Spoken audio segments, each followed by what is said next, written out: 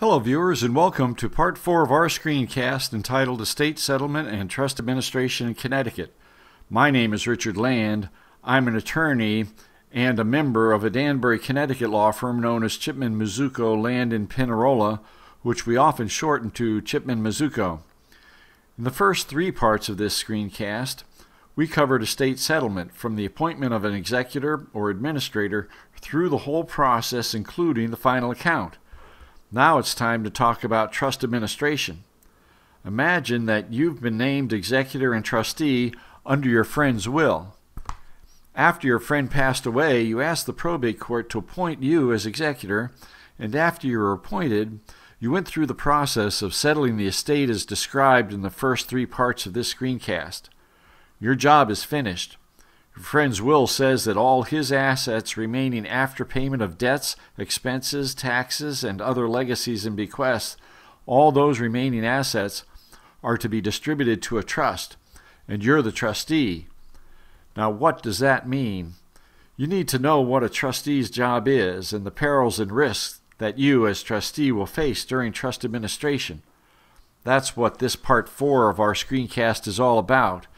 During this part, we will discuss what a trust is, what trust administration is, and the rules that apply to trust administration, typically found in the terms of the trust, and that's usually found in the last will and testament or in a trust agreement, and also rules that are found in our statutes, which cover trust relationships, and also in the common law. Those are court cases that have dealt with trust issues starting many hundreds of years ago.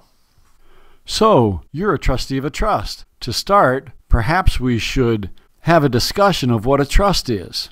Although we talk about trusts as if they're actual things, or as if they are actually separate legal entities like a corporation, that's not really the case. Rather, a trust is a legally enforceable arrangement, more like a contract than a corporation. And when a trust is created, a trustee takes legal title to property, and he takes it to hold for the benefit of one or more beneficiaries. So title or ownership is typically divided between a trustee who has legal title and a beneficiary who has beneficial title or equitable title.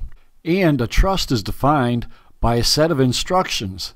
And as mentioned earlier, you typically find those instructions in a will or a trust agreement, and applied to those are the law as contained in statutes and in court cases. Trusts can be oral, but they're usually in writing. And there are many reasons for establishing trusts, but the reasons usually boil down to 3 distinct categories. People set up trusts to save taxes, or to try to protect assets from certain risks such as creditors, claims, and bankruptcy, or to provide management of assets for someone who is either not interested in or not capable of managing the asset.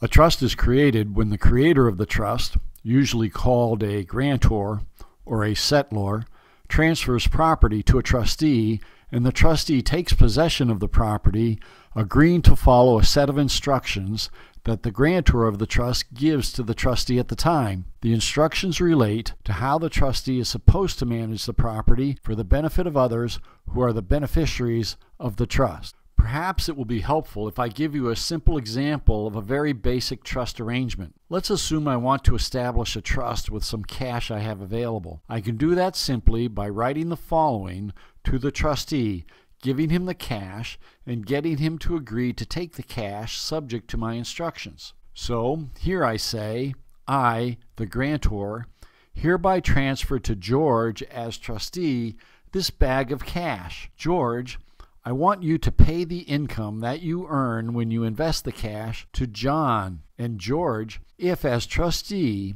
you in your discretion decide it is appropriate to do so, I'll leave it up to you to decide whether to pay any of the principal to John. And at John's death, I want you to pay all the trust assets that then exist to Mary, Harry, and Sarah. The terms of a trust will usually go on for many more pages to describe how a trustee is selected if George is unable to act, and to describe tax and investment powers that the trustee can exercise, and quite a few other issues. But I think that this example should give you a basic understanding of what is at the core of the trustee relationship to the beneficiary and the assets of the trust. What is trust administration? Let's begin answering that question by looking at what a typical trustee should be doing. First, the trustee must make decisions relating to the distribution of trust income and principal, and the trustee must make decisions regarding property management and preservation.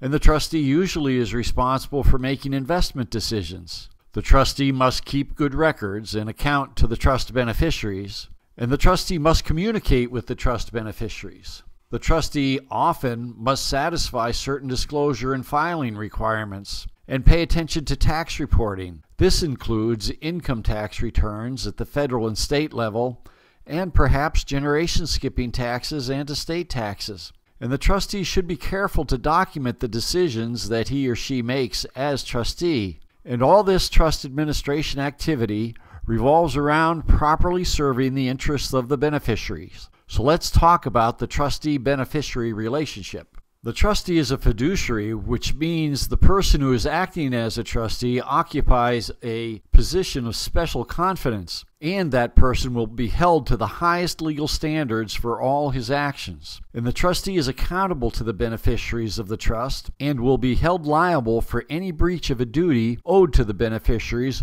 when the breach causes damage to the beneficiary. We'll get into the duties in a moment.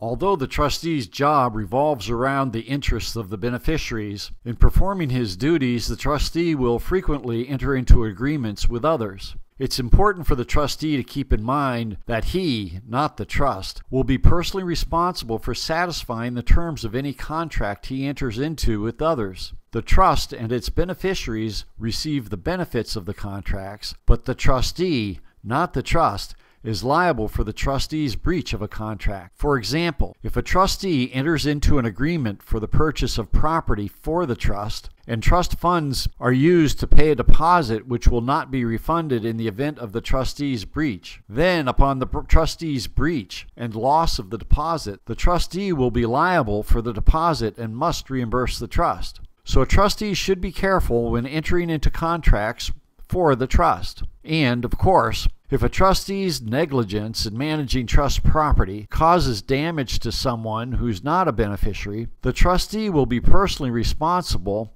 to the damaged party, not the trust. Now let's get into the trustee's duties. As I just mentioned, the trustee's relationship with the trust beneficiaries is defined by a list of duties that the trustee owes to the trust and to the beneficiaries. Let's quickly go through the list of duties, and as we do, keep in mind that if you're serving as a trustee, a fire-breathing litigator may be watching to pounce on any breach of a duty to hold you responsible for any loss resulting from the breach.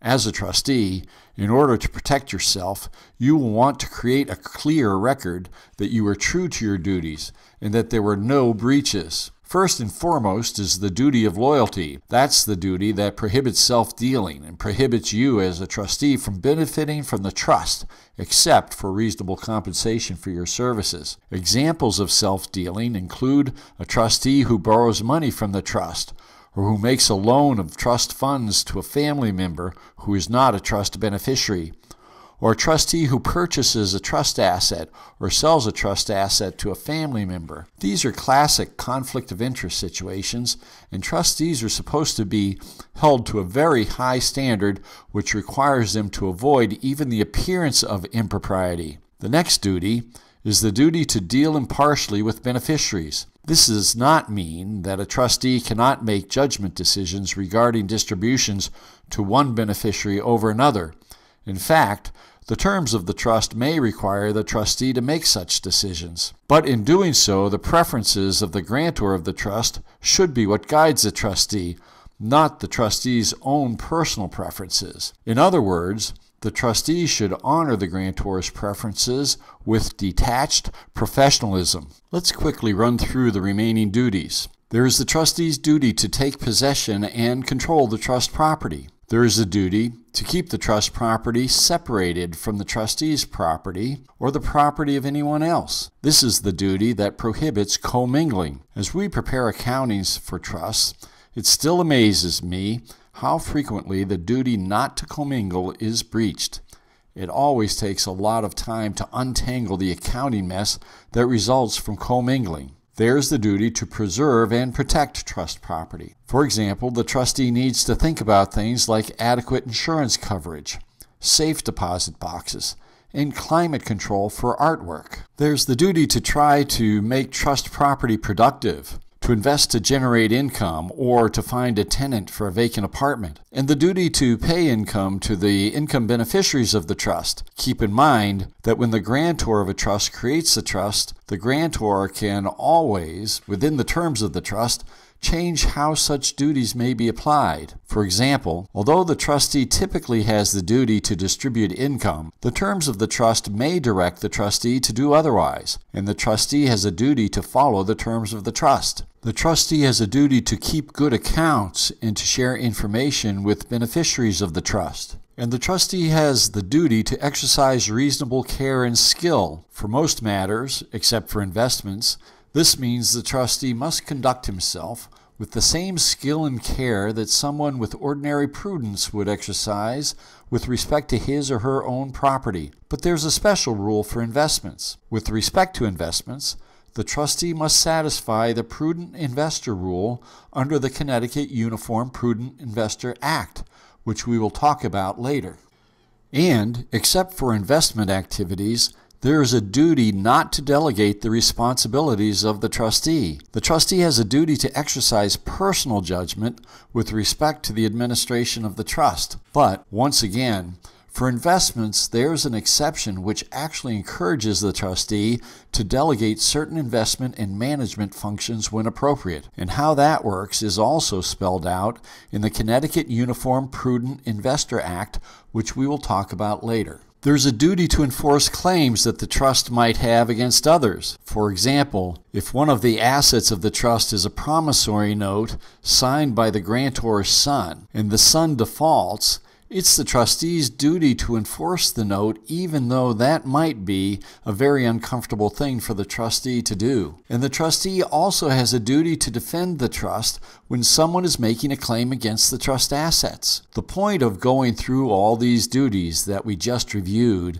is to give you some idea of the special status a trustee has and the trustee's special concerns. If the trustee does not understand his special concerns, duties, and responsibilities, and act accordingly, the trustee will expose himself to significant liability. As attorneys, our job is to help the trustee satisfy his duties and avoid exposure to personal liability.